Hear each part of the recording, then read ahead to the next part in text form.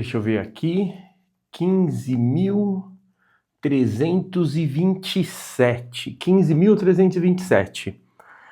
É o número da senha para pedir desculpas pro Abel. Você já foi lá pegar a sua? Se não, corre, entra no site e já pega a sua. Porque senão você... Ó, já tá em 15.430, tá aumentando. Corre lá, pega a sua senha para pedir desculpa pro Abel. Noite mágica, dia mágico. Estamos na final! Deu certo! O pacto deu certo!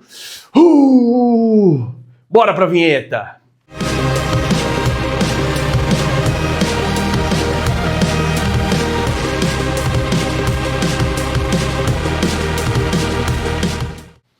Fala galera, espero que vocês estejam bem. Eu sou o Dinei Isqueira e esse é o canal O Pacto Alviverde, canal para falar de futebol de maneira alegre, divertida e descontraída. Ai, mesmo que o Abel negue, tá aqui o pacto. Tá aqui, ó, imagens dele fazendo o pacto.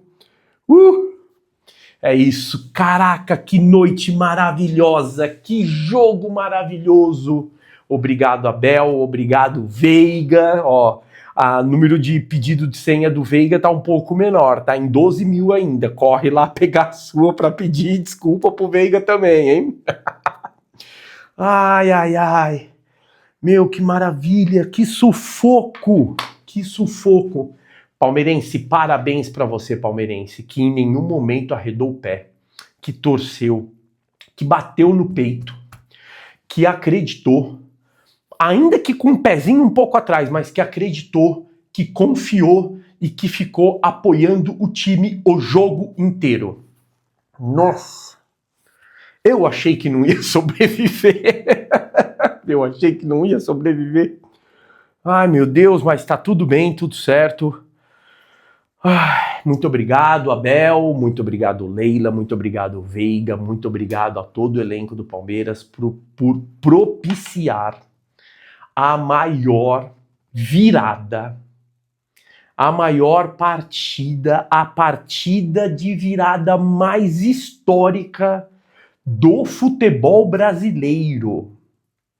Para mim, até então, era do Grêmio contra o Náutico, acho que na Série B, né? Para mim, até então, aquela era a partida mais histórica, assim, de virada, de conseguir um resultado. Grêmio e Náutico. Acho que foi Grêmio e Náutico. Depois eu até perguntar pro meu querido mestre Paganella para ver se é isso. Mas para mim, aquela tinha sido a mais histórica, a mais icônica, mas a de ontem superou em todos os quesitos. Tudo, superou em tudo. Foi uma noite mágica, a torcida apoiou, fora do estádio, dentro do estádio. Meu, o mosaico, eu vou botar, ó, eu tô falando aqui, vai aparecendo imagem aqui do lado, tá? O mosaico tava maravilhoso, aquele mosaico com a bandeira do Brasil e o P de Palmeiras no meio, e a torcida cantando, gritando, Palmeiras, meu Palmeiras, meu Palmeiras, durante o hino, com uma força, com empenho.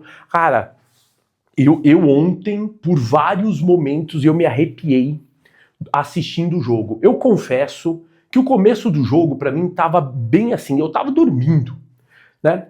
Começo do jogo. Aquele pré-jogo, né? 5, 7 minutos antes ali, que a ESPN faz, que é muito bom, mas, cara, eu tava com muito sono, acordo muito cedo, acordo às 4 da manhã para trabalhar. Então, eu tava ali no sofá, ali, aí minha esposa chegou, fez assim no meu rosto, né? Eu acordei, aí acompanhei o hino, ali meio ainda grog, a hora que apitou, o juiz apitou, o Vilmar Roldan apitou, eu já sentei e falei, não, agora vai, agora o Palmeiras precisa de mim e vai dar certo. Meu, e foi em todos os momentos, com 3 minutos, naquele lance de bola cruzada na área que acho que foi o Vitor Roque que cabeceou para fora, e assim foi. E eu tenho certeza que você, palmeirense, como eu, acreditava, né, a gente pensava assim, cara, se fizer um gol até os 5 primeiros, o primeiro gol até os 5 primeiros minutos, dá. Mas se não fizer até os 5, aí não fez até os 5. Não. Se fizer até os 10, dá pra fazer. O primeiro gol, até os 10, dá pra virar. E não veio, né? Mas o Palmeiras ali, combativo, atacando muito. Dominou a partida inteira. A LDU não teve um respiro de sossego, né? Aí 10 minutos, nada do primeiro gol. Meu Deus, e nada, que não. Então se sair até os 15 dá. Até os 15 dá. Aí ali perto dos 15 não fez o primeiro gol e a LDU começou a quase dar uma equilibradinha ali, né? Começou a pensar ali, tipo, acho que vai dar para jogar. E aos 19 minutos, o Alan, numa jogada maravilhosa, faz um cruzamento na cabeça do Sousa, jogada treinada, isso é treino. Porque é jogada de um ponta para o outro, cruzando a bola. E o Sousa desvia e é gol 1-0. Aí todo mundo ficou, né, com 19 minutos, 1-0. Não fez aos 5, não fez aos 10, não fez aos 15, mas fez antes dos 20, então vai dar. O Palmeirense. Eu vou dizer pra você, hein? Ô raça, palmeirense, palmeirense acredita o tempo todo, não dá pra... muito bom. Não, é isso, esse é o espírito.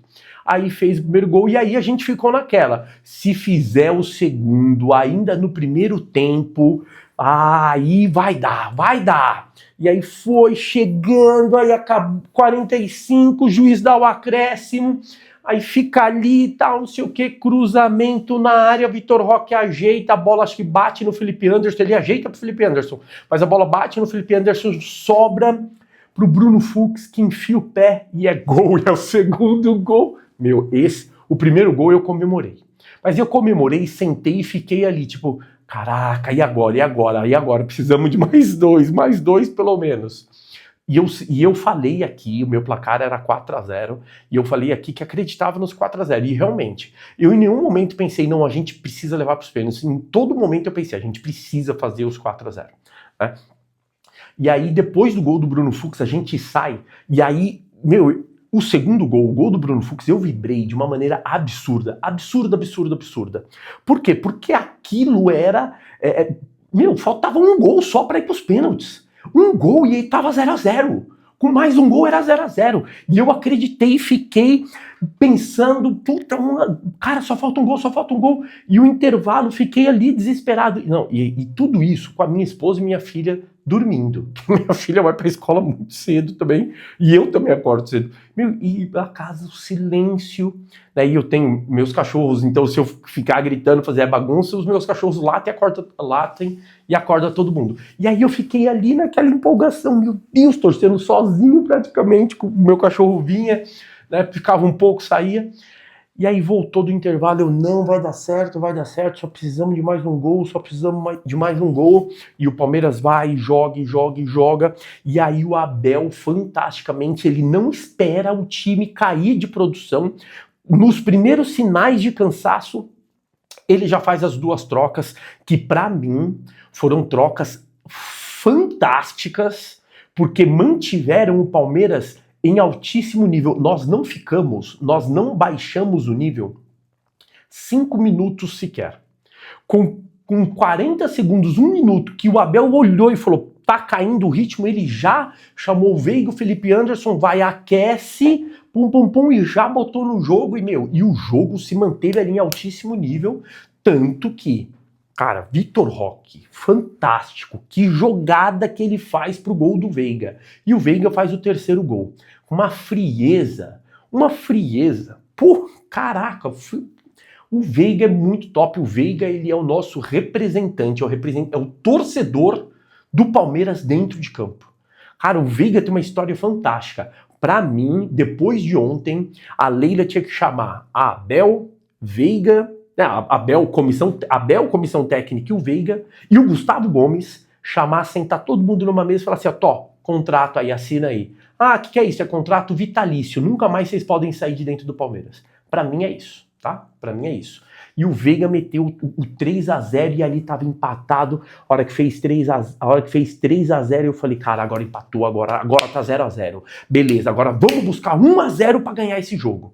E aí, eu tenho que falar isso, me lembrou a final do Paulistão de 93, 93, Palmeiras e Corinthians, onde o Palmeiras ele tinha que fazer, ele estava 1-0, né? Ele perdeu o primeiro jogo e aí ele tinha que fazer 2 ou 3 gols para levar para prorrogação.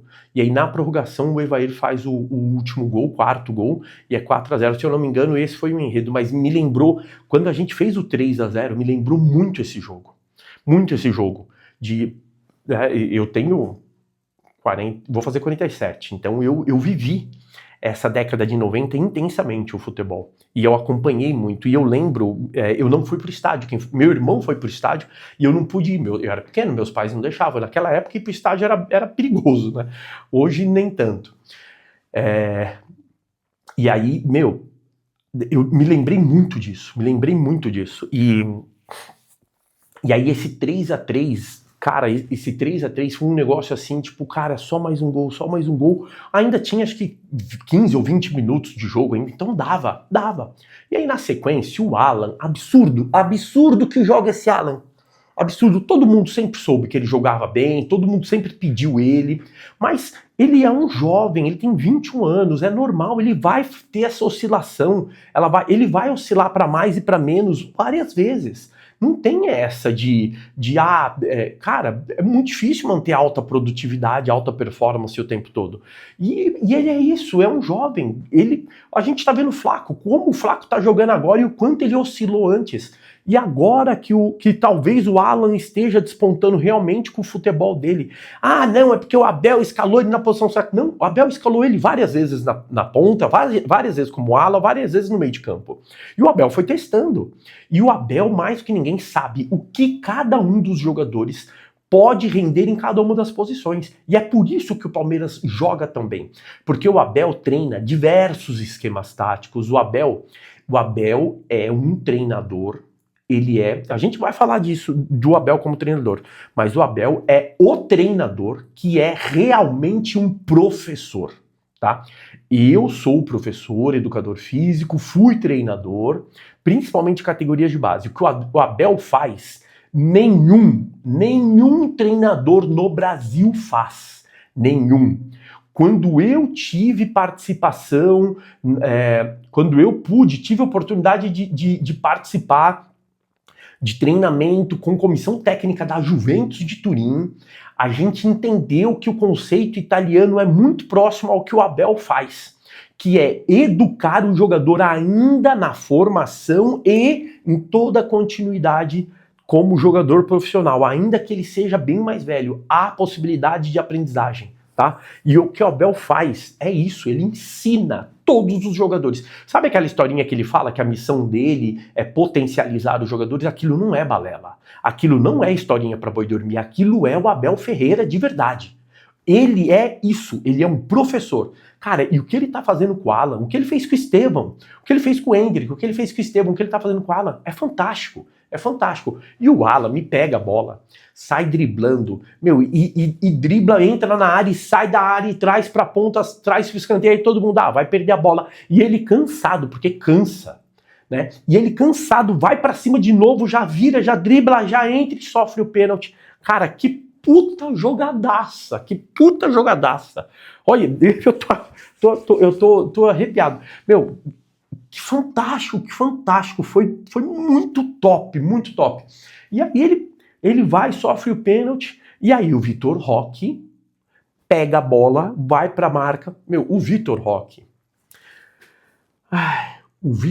ele ri na cara do perigo. Se eu achar, eu vou colocar a imagem aqui. O Vitor Roque, ele olha pros caras da LDU e fica assim, ó. Aí o cara vem e fala no ouvido dele, você vai perder, Chico, que eu vou pegar você lá fora, né? E aí ele fica, sorrindo e dá uma riscadinha. Cara, ele fez isso contra o Corinthians, ele fez contra o Flamengo, ele fez contra o Cruzeiro, ele fez contra a LDU. Ele é debochado. O Vitor Roque é debochado. E isso é muito bom, O Vitor Roque devia ter jogado nos anos 90, ele ia fazer um sucesso do caramba. Que top. E aí ele fica ali, os caras vão em cima e o Veiga se afasta. E nessa do Veiga se afastar, o Flaco Lopes olha para ele e fala assim, ou eu ou você. Porque, para quem não sabe, os batedores oficiais de pênaltis no Palmeiras são, na ordem quando estiver em campo, nessa ordem, Veiga, Flaco Lopes, Piquerez, Vitor Roque e Gomes. Essa é a ordem de batida de pênalti. Como vocês... mas como assim você sabe disso? Eu sei disso, eu fui pesquisar. Essa é a ordem. Se tivesse ontem decisão nos pênaltis, seria essa a ordem, com possibilidade de Andréas e Felipe Anderson. É isso aqui, tá? Aí sim, tem o Alan, né? Tem o Aníbal Moreno, sim, tem, mas são esses aqui que batem, tá? E para mim, esses 5 são excelentes batedores, com alta chance de conversão. E aí o Veiga, ele simplesmente olha pro Flaco e fala, bate no peito e fala assim, deixa comigo, deixa comigo. E no final, a repórter da ESPN, se não me engano, pergunta para ele, Veiga, ali na hora do pênalti e tal, não sei o quê, e ele fala, cara, eu consigo errar e suportar a pressão. Ele fala, né? Não sei se com essas palavras, mas ele fala que se ele errar, a pressão nele tá tudo certo, porque ele já aguenta. O Flaco, talvez se erre, acaba com a carreira. Que é um garoto. Ele não. Ele já acertou, ele já errou, ele já passou por pressão, ele tá acostumado. Então, ele falou, deixa que eu bato. E ele vai, pega a bola, nem olha pro goleiro, vai e coloca a bola no meio. Batida de segurança, sem muita firula. Chuta no meio, é gol, 4-0. Cara, nesse momento, eu vou ser sincero, bem sincero, escorreu uma lágrima do meu olho, para não dizer que eu chorei pra caraca. Escorreu a lágrima do meu olho. Porque por mais que a gente acreditasse, por mais que a gente soubesse que era possível, que o Palmeiras ia ter um desempenho muito bom, ainda que não fizesse os 4-0, que o Palmeiras ia jogar muito por conta de tudo que estava envolvido, a gente ainda tinha alguma dúvida de que 4-0. Eu acho que o palmeirense mais crédulo, eu fui super crédulo e acreditei muito nos 4-0, mas se alguém antes do jogo botasse um documento aqui, assina aqui, 3-0, vai pros pênaltis, seja o que Deus quiser, eu assinava na hora. Tá? Mas foi 4-0 e dali em diante, não tinha mais, né? Acabou o futebol, não precisava ter mais futebol. Depois dos 4-0, entrou Aníbal Moreno, entrou o Giai, os dois jogaram muito bem também nesse pouco tempo. E é isso, aí é chutão pro mato, o Carlos Miguel cai, faz cera. E é isso, porque o que a gente precisava era os 4-0 e a gente conseguiu, a gente fez o que a gente precisava. Cara, parabéns, Mancha Verde. Eu tenho minhas questões com todas as torcidas organizadas, né? Mas assim, todo respeito, sem ofensa, sem nada. Parabéns, Mancha Verde, parabéns, Rasta, parabéns, Tupi, parabéns, a Savoia, parabéns a todas as torcidas do Palmeiras, parabéns a todos os torcedores que tiveram oportunidade e puderam ir pro Allianz ontem, parabéns para todo mundo que ficou do lado de fora, que teve a possibilidade de ir apoiar, ajudar. Cara, olha, o que o Palmeiras fez ontem foi mágico, foi realmente mágico. E muito obrigado, Abel, muito obrigado aos jogadores, porque foi realmente uma coisa assim de outro mundo. Foi fantástico, foi fantástico. Vou lembrar desse jogo por muitos e muitos anos, tenho certeza absoluta. Esse é um dos jogos que a gente, daqui a alguns anos, vai falar, cara, você lembra? Muitas pessoas ainda vão falar, você lembra na disputa do título da LDU? E não foi, né? Mas foi semifinal, mas muita gente ainda vai lembrar disso. Como a gente lembra de 99, como a gente lembra de 93, que eu citei ainda há pouco, como a gente lembra de 20 e 21, né? E agora a gente vai focar no brasileiro sim, porque a gente tem aí Juventude na sequência, depois a gente pega Santos tal, e aí segue, mas a gente vai se preparar também, porque agora vem o Flamengo. E eu vou ser bem sincero para vocês, que o Flamengo tá engasgado aqui, tá enroscado aqui, e eu vou dizer que a minha percepção e a minha informação é de que tá enroscado aqui não é só na minha garganta, não. tá enroscado na garganta de cada um dos jogadores.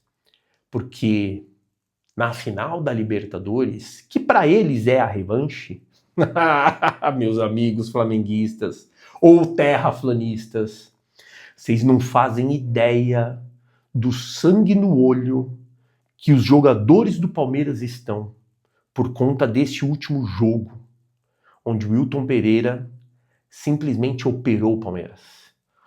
Cara, vai ser um pega pra capar daqueles.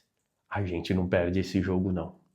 Bora, vamos Palmeiras, vamos torcedor, vamos, pelas Copas. Todos somos um. Vamos em busca das 2 Copas, do Campeonato Brasileiro e da Libertadores. Avante palestra!